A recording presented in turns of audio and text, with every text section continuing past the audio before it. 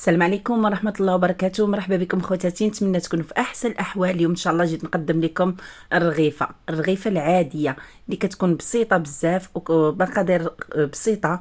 غادي تحضروها وغادي تكون في الطاوله ديال الضيوف ديالكم او الطاوله ديالكم العاديه، وكتستحق التجربه. غنحتاجو 4 ديال الكؤوس من الدقيق الابيض. غنعبر بهذا الكاس هذا، واللي ما عندوش هذا الكاس يدير 400 غرام من الدقيق الابيض. غنضيفوا ليه اصفر بيضه، وهاد اصفر البيضه كنضيفوه الا كنا بغيناها تبقى عندنا مده طويله. الا ما توفرتوش على اصفر البيضه ممكن انكم تستغناو عليه.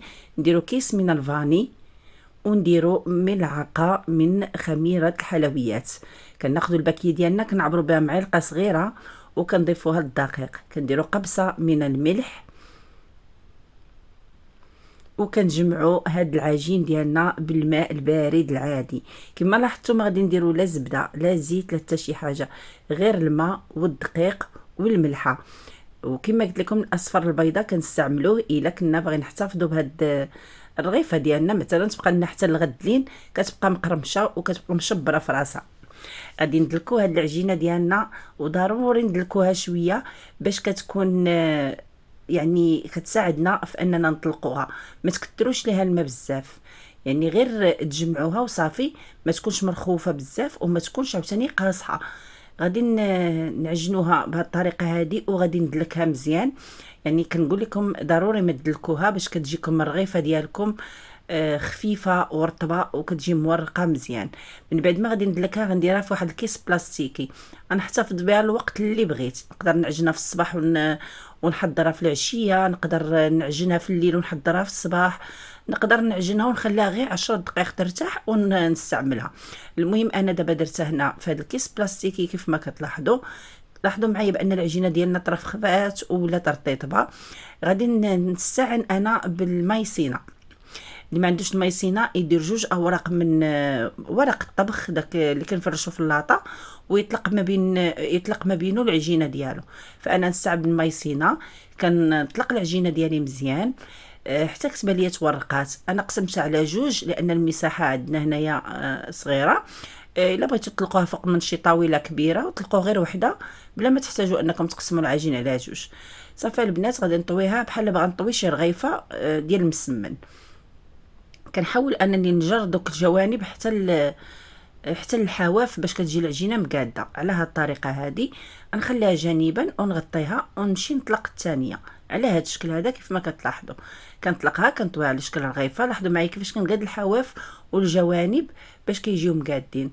من بعد ما طلقتهم بجوج، دابا غادي ندوز ننظف سطح العمل من المايسينا، حيت ما نحتاجوش ان تكون عندنا واحد الكميه كبيره من المايسينا باش ما كتحرقش لينا في المقله مع الزيت.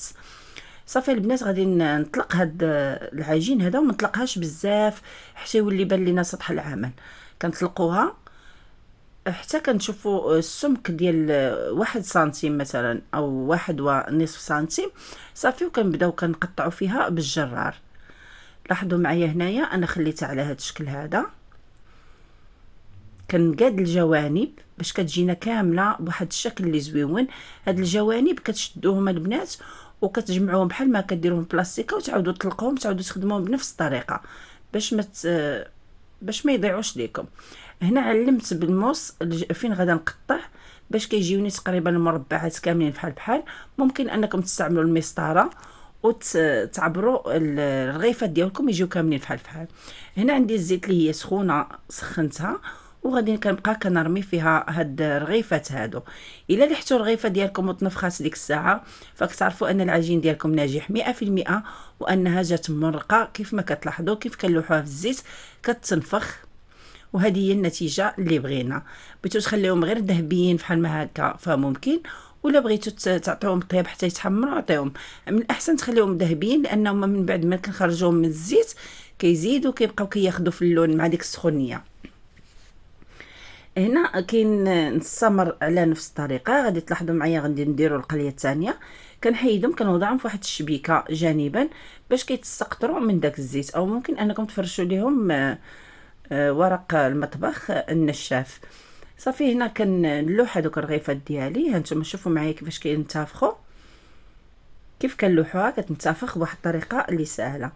من بعد ما سقطرناهم هانتوما شوفوا معايا هنايا فين انا كنسقطرهم من بعد غادي نزينوهم باش ما بغيتو تخليوهم هكا وتيبردوا شويه ودردروا عليهم غير السكر كلاصي. كتاخذوا السكر كلاصي كديروه في شي غربال او في شي صفاي وكتبقاو كدردروا عليهم بواحد الطريقه مقاده باش كيجي داك السكر كلاصي جميل. او بغيتو ديرهم في العسل. بالنسبه لي انا غادا بهم لواحد الحفل مدرسي، فغادا ندير فيهم عسيله وغادا ندير فيهم شويه ديال الزنجلان باش كيجيو تقليديين. لاحظوا معايا كيفاش غادي نديرهم. وبالمناسبه البنات فديتهم كل شيء حماقوا عليهم في المدرسه وعجبوهم، مع العلم انهم بساط بزاف، فكان كل شيء كيشكر فيهم، قال لك عجبوهم. وكتعرفوا ان الكبار كتعجبهم اي حاجه يعني من لا كويزين ماروكان، فعجبوهم بزاف وكلاوهم وكيشكرهم. ف كنتمنى انكم حتى نتوما الناس اللي ما مجربينهمش، مع العلم انا كنعرف ان الاغلبيه ديال العائلات المغربيه كيديروا هذه الرغيفه هذه، فاللي ما مجرباهاش تجربها، راه كتجي زوينه وكتعطي منظر زويون. ها نتوما غادي تشوفوا معايا النتيجه الاخيره كيفاش جات. هنا هادو درتهم كبار شويه، فممكن انكم نتوما تقطعوا بالاحجام اللي بغيتو، يعني صغار او كبار. هذا هو الشكل النهائي ديالهم من بعد ما كملتهم كاملين. كنبقى كناخذ كل وحده كنخوي على عسيله، ما بغيتش انا نغطسهم في العسل باش ما يجوش يعني واخدين ديك الحلاوه بزاف.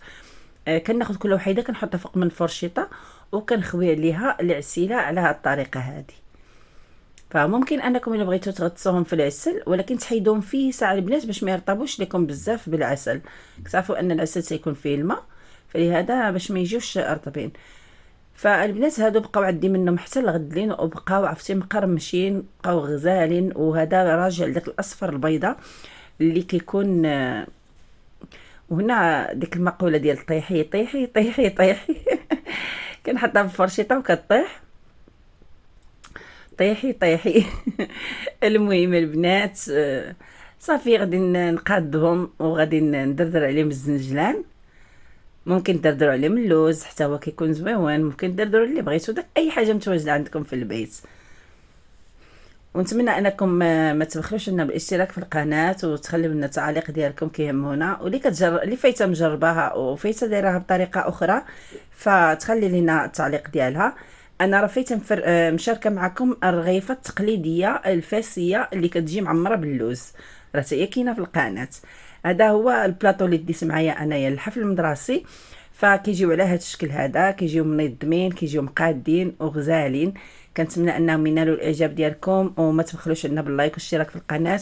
وكنقول لكم الى اللقاء الى طبق قادم ان شاء الله.